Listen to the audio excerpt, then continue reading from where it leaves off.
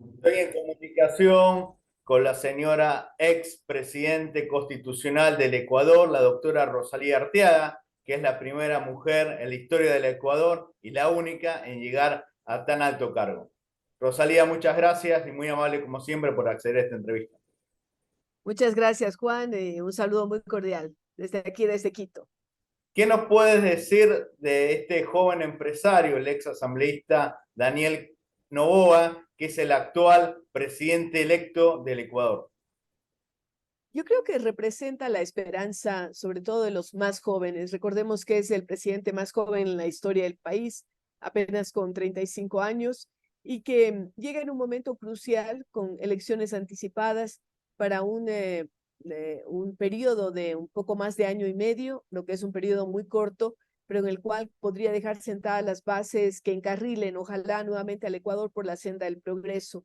No lo conozco personalmente, pero he escuchado sus exposiciones y me parecen muy mesuradas, con capacidad de diálogo. Lo que vamos a ver en los próximos días será cómo estructura su gabinete y cómo empieza a dar ya las señales de cómo será su gobierno. Tuvo una primera reunión con el actual presidente de la República, Guillermo Lasso, y me pareció muy interesante porque la primera cosa que pidió es que se convoque a un Consejo de Seguridad en donde estarán pues varios ministros de Estado y sobre todo la cúpula militar para saber lo que enfrenta el Ecuador en el tema de seguridad. Así es que me pareció una muy buena primera decisión la convocatoria al Consejo de Seguridad. ¿Qué opinas que por segunda vez en la historia del Ecuador, la primera en este siglo, el Ecuador va a contar con una vicepresidente mujer? Bueno, y además es de mi misma ciudad de Cuenca, ¿no? Una coincidencia interesante. Efectivamente es la segunda mujer elegida como vicepresidenta. Hubo dos más, pero que fueron designadas por el Congreso, no elegidas por la voluntad popular, como fue mi caso. Yo lo fui en el año 96, es decir, han tenido que pasar casi 3 décadas para que una mujer sea nuevamente elegida vicepresidenta del Ecuador. Aspiramos a que cumpla funciones importantes y que, por supuesto, tenga en sus manos la capacidad también de secundar el trabajo que eh, diseñe o estratégicamente decida el presidente de la República. Pero me parece muy importante, indica también que los tiempos van cambiando y que cada vez más mujeres estarán inmersas en la política.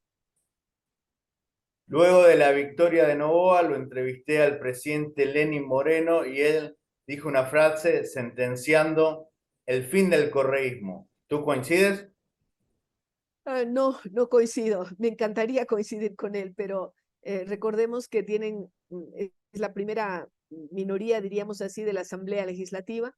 Tienen las alcaldías y las prefecturas de tanto de la ciudad capital de Quito como de Guayaquil y las provincias de Guayas y Pichincha.